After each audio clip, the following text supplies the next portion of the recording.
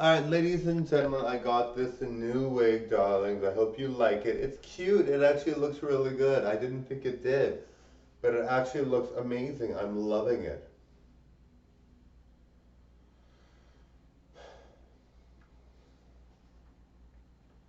Now, guys, I am going to talk about my voice auditions with The Voice. I did audition for The Voice, and I really, I really feel that, John Legend is one of the judges, Blake Shelton, etc., Ariana Grande, Kelly Clarkson. Now, I actually feel like I'm a better performer than all those people. I mean, Kelly Clarkson was really good in her heyday when she was really thin, but I really feel, I mean, they're good singers though, for sure. They have great voices. They're really good singers. But looks wise, I really feel I compete very well. I feel like I'm better looking. And the funny thing is, Blake Shelton and John Legend both were the sexiest man alive at one point, listed on their on a magazine. People magazine, I think, voted them sexiest man alive. And I'm like, I really feel that I'm as Marco obviously, that I'm way sexier than both of them. I don't think they're very sexy at all. Looks wise, I mean they have great voices. Like, and Blake Shelton, I mean, I think if Blake Shelton dressed in like sexy menswear and looked like he totally could pull off a sexy look. I just think the way that he dresses and his hairstyle combined, I really don't feel he's that good looking. But I mean, he's married to Gwen Stefani and she's gorgeous. But anyway, so I really feel, John Legend. John Legend, yes, he's a good looking guy, but he looks like a little kid, which is fine. I mean, he still looks gorgeous. He's still a good looking guy. But I do feel I'm better looking. I do think I'm better looking, and I really feel like it's like really, and well, okay, so this is what I was gonna say. So I really feel like when you are auditioning, they just see one side of you. If they don't watch your channel at all, or maybe they see the views and they don't see your actual content, they might not know how to pinpoint how good you are. But I really feel though the good thing is when you audition for these shows and you do these shows, they do say, when you see the show, you're like, you see someone and they say, I auditioned for this season, I didn't get in. I auditioned for that, I didn't get in, etc.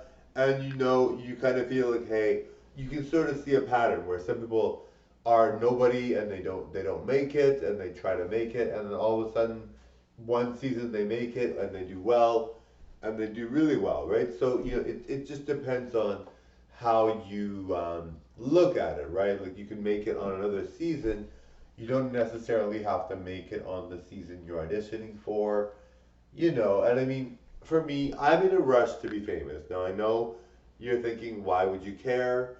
If you're famous at one point, what does it matter? You're famous. But for me, I like to rush it because I'm like, and not that I'm not patient, I'm a very patient person, but I'm a very ambitious person and a very competitive, and I really feel that if I feel really good at what I do, and I really feel like everyone in the world should know about me. And I really feel, there are a lot of people out there competing. There are a lot of people that are like, hey, we feel the same way. I mean, if you're a fan of mine, or even if you're a hater and you're watching, and you're trying to compete too, and you're just like, hey, we get it. You want to be famous, but we want to be famous too. I totally get that. Everyone's vying for that sweet spot in Hollywood, that the money pot. They want everything to come to them, and obviously being nice and non-selfish is good, but a lot of people want, and you can be both. You can be selfless and selfish, but you want these things for yourself, right? You want to be vying for that spot. You want to be someone that's known to be famous, and you want all the riches you can have. And there's a time limit for everyone. Everyone's in a rush to get that spot. But I really feel I'm like so good, but I mean, I totally get, my fans all love me, so I'm supportive of their journeys too, and they're trying to get that spot, and they're trying to be famous, and they're trying to be really, really good, and I'm really supportive of that, and I really believe you should really never give up. I really think that you can have no subscribers, people making fun of your content, but I really think honestly, at the end of the day, the people that persevere and that stick through and keep going, like, I mean, it's easy to give up when you don't make a show like The Voice, but I really And I mean, the thing is, I'll be auditioning for more shows and doing more things, but I really think that that's just a lesson, you know. It's like I thought for sure I wasn't even that nervous in the audition. I really thought for sure this was going to be my lucky break. This is what was going to catapult me to success. I mean, all it would take is one celebrity doing a podcast on me, and I'm sure I'd be instantly famous. But celebrities are busy, they don't have time. If they see someone that's good, maybe they just watch the video and they don't think anything of it.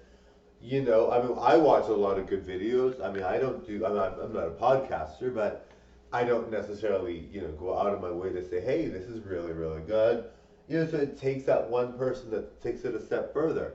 And I really believe, you know, that's why you have to really work hard and be really, really good. I mean, I think it's important that you strive to be someone that's like really, really, really good. You have to really get noticed. It really is challenging. And I mean, as good as I am, and as talented as I am, and as gorgeous as I look, and as hard as I work as being thin, as good as my voice sounds, as good as I dance, as good as I am an actor, as good as I do comedy, as good as I do all that, it really is a competitive world. So having those things really benefits me because I'll be getting there faster. But it really is competitive. You know, there are a lot of people vying for that spot, and there are a lot of people that are in tougher situations. You know, there's people that are like really having a hard time and really not, you know. And the thing is, maybe they didn't even look at my. I mean, who knows? Maybe they didn't even look at my audition. Maybe they're like, oh, there's 4 auditions. I'm not gonna bother looking. You never know, right? So you really have to really keep going and just trying and working towards it. Now, I'm very lucky because I know people that are like drop dead gorgeous that have less views than I do, less subscribers than I do, and they're like drop dead gorgeous. Like they're in way better shape than I am, and I know I'm in really, really, really, really, really good shape. But they're like in way better shape than I am. They enter competitions and they win. They're like really, really good, but their YouTube channel isn't as popular as mine. And I really feel that, you know, and I'm really supportive of them, and they could go viral at any time. They're so good. But anyway, you know, sometimes it really is just a matter of being patient, enjoying the journey, really working towards your goals. You know, I really work hard. Honestly, I really do. But, you know, like, and then thinking about Meryl Streep, you know, Meryl Streep took 8 years to be famous. Before she was famous, they called her unattractive. They literally said she was ugly when she was trying to vie for that spot. And you know, look at her now, right? I mean, she got to the biggest spots in the world. She's like one of the most famous actresses in the world.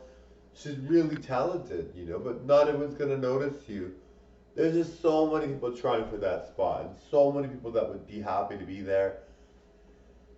You know, and the really good thing that I have the advantage for is that I don't give up. And Kate, what's her name? Kate, what's her name again? No, I don't remember what her name is.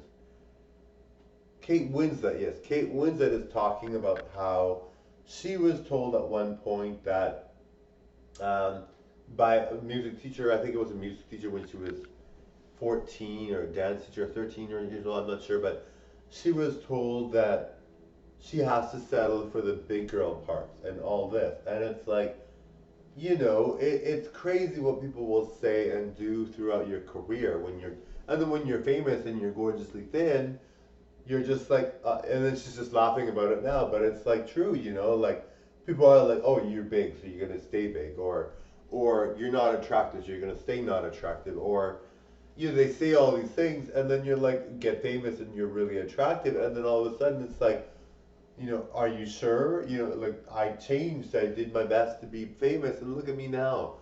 And that's a story that every celebrity has. Every celebrity can say, somebody didn't believe in me at one point. I was told I wasn't going to do this. I was told nobody would like me. I was told I have to settle for this kind of role. You know, and what you do is you keep going, you keep trying, you keep working hard, you keep really putting in the effort.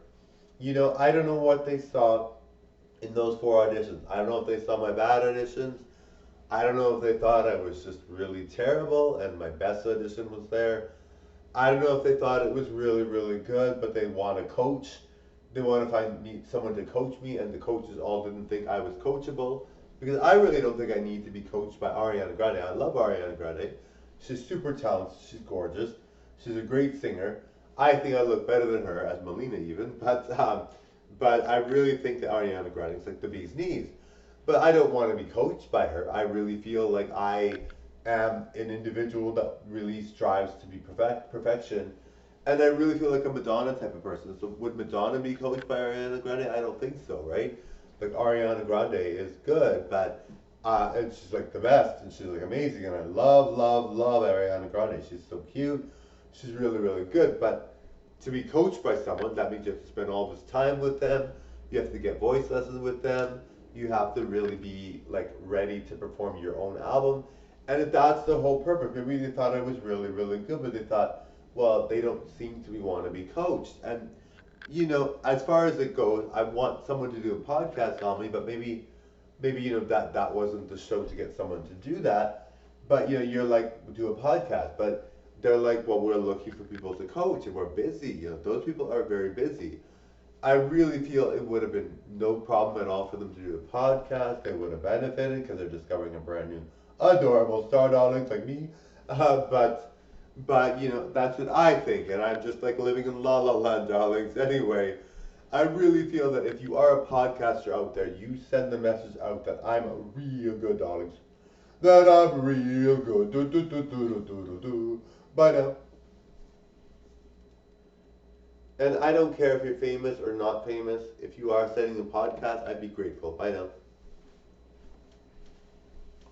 Bye, darlings.